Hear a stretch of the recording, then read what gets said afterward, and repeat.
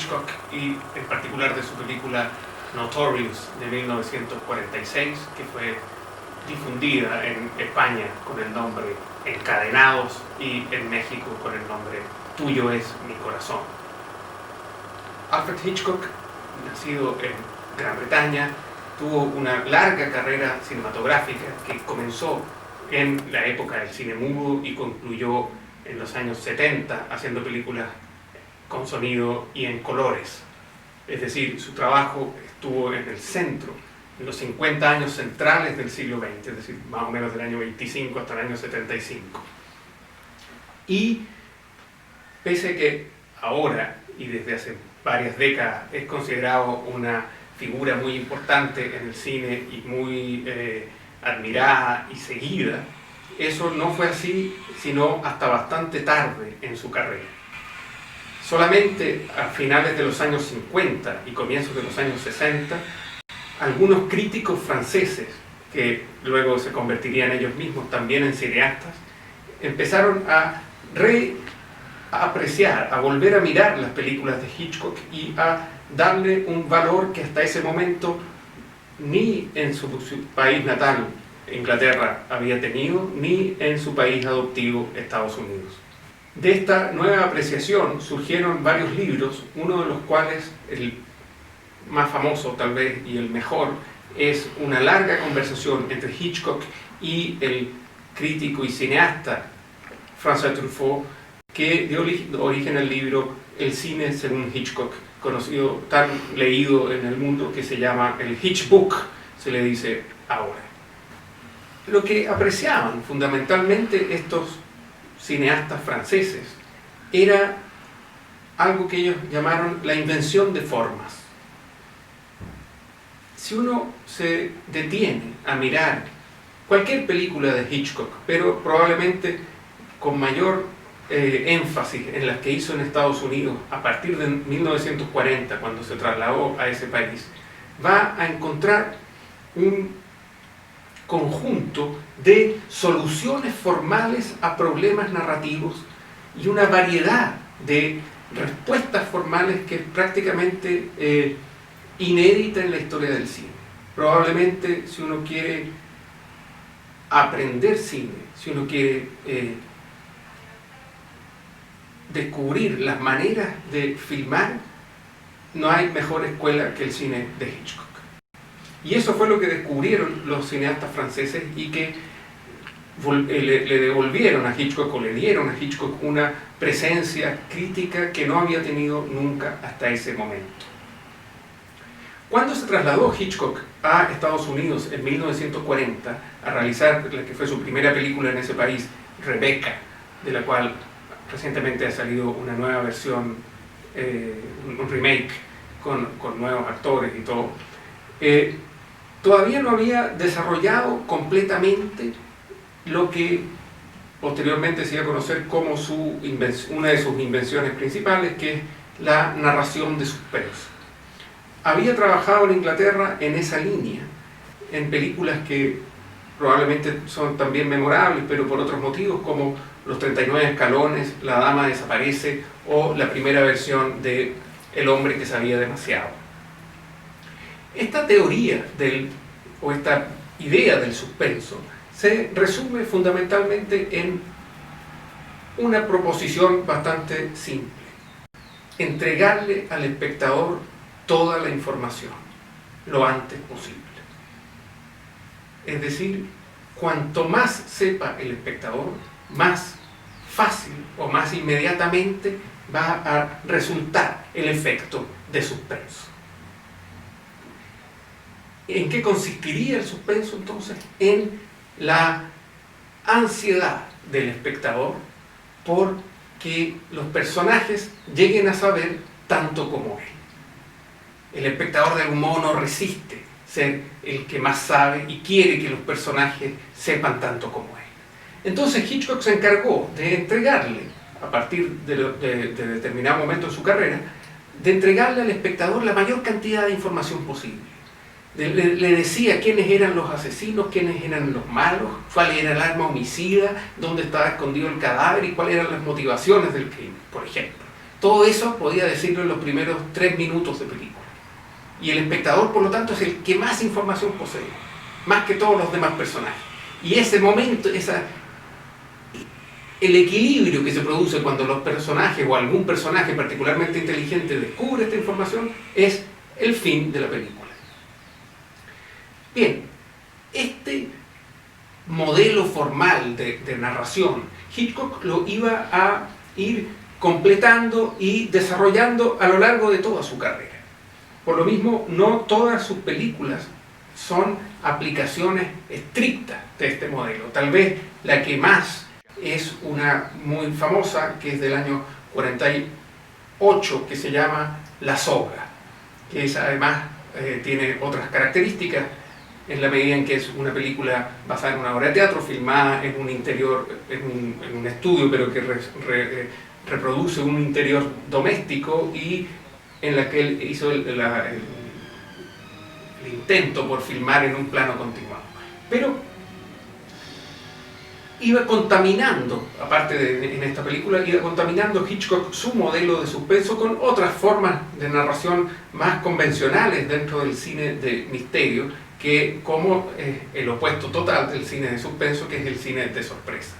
Es decir, aquel en el cual nosotros como espectadores no tenemos idea quién es el culpable, sino hasta los últimos minutos de la película, donde un personaje especialmente brillante e inteligente desenmaraña toda la trama y por lo mismo descubrimos al culpable. Mezcló los dos registros durante su trabajo Hitchcock, aun cuando él tenía preferencia claramente por el modelo de suspenso, porque según él aseguraba el interés del espectador durante toda la película y no lo concentraba en los últimos 5 minutos como el modelo de la sorpresa. Otro aspecto, aparte de esta invención del suspenso importante de Hitchcock, es su preferencia por la visualidad. Él había comenzado en el cine mudo, donde la preferencia no tenía mucho sentido porque no había alternativa a la visualidad, sino que era todo visible y nada audible. Pero desde el momento en que fue posible el cine sonoro técnicamente, a fines de los años 20, él lo empezó a incorporar, pero manteniendo la siguiente premisa: todo lo que pueda ser comunicado visualmente es preferible hacerlo visualmente a verbalmente. En su opinión, las palabras eran muy poco memorables en el cine. Los diálogos, por lo tanto, los espectadores tendían a olvidarlos, no así las imágenes. Y por lo mismo había que intentar resolver visualmente aquello que se quería comunicar antes de recurrir al diálogo. De esta forma, después de llevar 7 años en Estados Unidos, 6 años en Estados Unidos, produjo la película Notorious, en cuyo guión colaboró uno de los guionistas más célebres de Hollywood en ese entonces, que era también dramaturgo, que es Ben Hecht, quien colaboró en muchas películas de Ford, de Hawks y también de Hitchcock. Con Hitchcock hizo 3 películas, una de ellas colaboró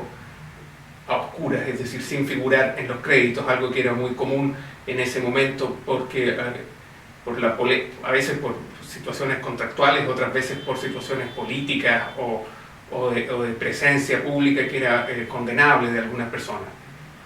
El mismo Hecht tuvo bastantes problemas en algún momento, no en Estados Unidos sino en Inglaterra, porque apoyó muy explícitamente el asentamiento de Israel en Palestina, y por lo mismo fue víctima de una suerte de boicot en Inglaterra. Bien, entonces colaboraron Hitchcock y Hecht en la producción del guión, que, así como ocurre en otros casos, estuvo marcada por conversaciones, en este caso en la casa de Hecht en Nueva York. Se juntaban durante el día y Hitchcock volvía a un hotel bastante bueno durante la noche. La colaboración fue muy gentil, fundamentalmente porque Hecht tenía mucha experiencia trabajando con muchos directores y por lo mismo había adquirido una suerte de docilidad en el trato con los directores y no le importaba mucho que le cambiaran sus ideas. Entonces el trabajo fluía bastante fácilmente gracias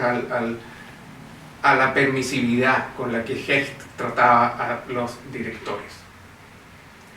Como suele ocurrir con las películas en las que están involucrados muchos actores y muchos productores y de gran envergadura y donde hay mucho dinero involucrado, fue un gran trabajo conseguir a los protagonistas de las películas. En este caso son Ingrid Bergman, Cary Grant y Claude Rains, quienes eran objetados o promovidos por los productores y siempre hay unas infinitas discusiones en restaurantes y en zonas y en productoras determinando cuánta porción de las ganancias van a ir para cada cual. En fin, todas las películas de grandes estudios están mediadas por esa infinidad de reuniones. Lo más difícil fue que los productores aceptaran a Cary Grant porque querían que estuviera Joseph Cotten, un actor con el cual el mismo Hitchcock había trabajado años antes en la película La sombra de una duda, y que si bien era un excelente actor, no habría, creo yo, dado al rol de Devlin en Notorious el carácter tan importante que le dio Cary Grant. Escogía a sus actores Hitchcock, y en el caso de Cary Grant es muy ejemplar también, pensando fundamentalmente no tanto en la capacidad que estos tuvieran de asumir la persona del personaje que ellos estaban interpretando, sino que al contrario, le interesaba que los actores fuesen lo más inexpresivos posible y que por lo mismo fuesen en esos rostros de algún modo sin demasiado relieve, fueran acumulando la atención del personaje durante toda la película. Es decir, que los espectadores, al conocer lo que le estaba pasando a ese personaje,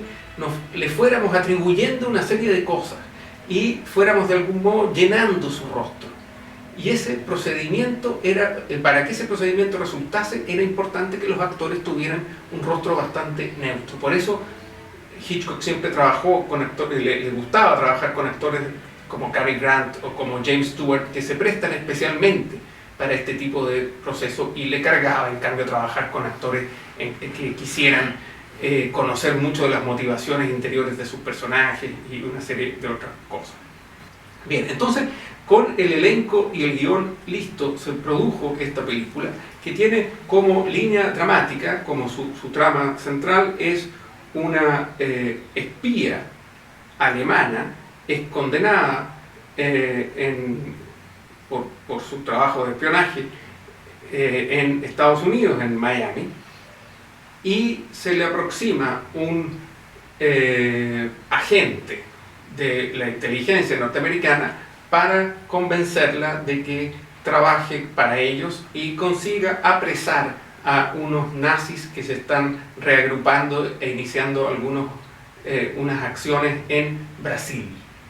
La mujer se enamora del agente, el agente también de la mujer, pero el procedimiento de trabajo obliga a que la mujer se case con uno de los nazis. Entonces ahí está el corazón del conflicto. Creo que en esta película hay que fijarse en diversos aspectos. Primero hay, como en todas las películas de Hitchcock, ciertos despliegues formales muy ostentosos y muy correctamente ostentosos. En particular, un plano muy famoso en el cual hay una fiesta en la casa de estos alemanes en Brasil, y hay un largo plano que comienza sobre una escalera y desciende rápidamente y termina en la mano de Ingrid Bergman, donde tiene un anillo de compromiso muy grande y una llave de una bóveda donde supuestamente están escondidas los planes que están llevando adelante los ex-nazis. Es un plano bastante complejo de hacer, que comienza, como les decía, en altura y desciende, y que por lo mismo corre el riesgo de, la cámara corría el riesgo de chocar con una serie de lámparas y una serie de otras cosas, y por lo mismo cuando se ve ahí en la película se nota de inmediato que es un plano complejo y bastante y formalmente muy brillante. Pero además, y tal vez esto es lo que más llama la atención y es lo que más creo yo que habría que dirigir la atención de esta película, es en lo que algunos críticos han dicho que es la primera película en la que Hitchcock se tomó en serio una historia de amor. Cuestión que no sé hasta qué punto es cierta, tal vez es un poco exagerado, pero sí es cierto que en esta se lo tomó muy en serio. Y esa historia de amor entre los dos personajes principales, entre el agente americano y la personaje de Ingrid Bergman, está marcado por una serie de secuencias muy importantes, escenas en que ellos dos están conversando y en las cuales se resisten a confesarse su amor, eso no ocurre sino hasta la última secuencia que están juntos. Entonces, si uno analiza, por ejemplo, la primera secuencia de ellos dos en Brasil, en un balcón, va a encontrar cómo hay una construcción de los diálogos de las escenas entre dos que siempre siguen un principio inviolado del cine clásico, que es la ley de los 180 grados, es decir, que no se ve que el diálogo nunca transgreda, la posición de la cámara nunca transgreda una línea imaginaria de 180 grados trazada entre los dos personajes. Manteniendo esa línea, la cámara se mueve y van a ustedes a ver cómo Hitchcock va alternando los primeros planos con los planos de a dos, y a veces con movimientos de los personajes y otras veces con movimiento de la cámara. Se ve muy claramente en esa primera secuencia entre ellos, donde en Brasil, supuestamente en Brasil, en verdad es todo como siempre en Los Ángeles. Luego hay una segunda secuencia, también bastante importante, que ocurre en una plaza en la cual se encuentran para que ella le entregue información a él, y siempre está atravesado el diálogo que ellos están teniendo, que es fundamentalmente sobre el trabajo y sobre el proyecto de espionaje, por la relación amorosa que está tácita en esa conversación. Entonces, en todas estas secuencias. Entonces, esta secuencia tiene la peculiaridad que es la filmación de un diálogo cuando las dos personas están sentadas en el mismo lugar, que es una banca. Y por último, la tercera secuencia, y tal vez la más importante en este sentido, es cuando ella está bastante enferma y él la va a rescatar a la casa de los alemanes, y se encuentran entonces una noche en su pieza, y ocurre en esta secuencia, van a ustedes a ver, de algún modo la cámara logra enamorarse casi de Ingrid Bergman y hacer que todos los espectadores también nos enamoremos de ella, en la medida en que la sigue desde las sombras y va jugando con las luces, las pequeñas luces de velador que iluminan la escena y rodean. Hay unos movimientos de unos pequeños paneos que hace alrededor del rostro de Ingrid Bergman Hitchcock, que son muy notorios de esta escena, notorios justamente. Y el último aspecto en el que yo pondría la atención, y que es tal vez el más dramático de la película,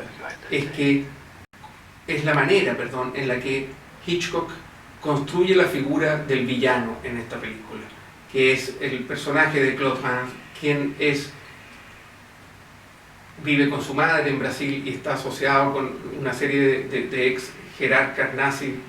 muy malignos. Él es, de algún modo, el malo de esta película, pero, como decía Hitchcock, en la medida que el malo sea más complejo, mejor va a ser la película. Y en este caso ocurre una sensación en los espectadores bastante dramática, y es que el amor del malo hacia la Ingrid Bergman, yo por lo menos lo estimo más genuino, más verdadero que el de Cary Grant. Por lo mismo, el final, el plano final, formalmente construido perfecto, en el cual el villano camina hacia la luz de su casa en la noche y lo esperan ahí dos malignos nazis, es muy dramático en la medida en que él era el que más quería, Heidelberg, finalmente. Con todos estos aspectos, creo que pueden apreciar y van a poder disfrutar, espero, aún más la película Notorious de Hitchcock.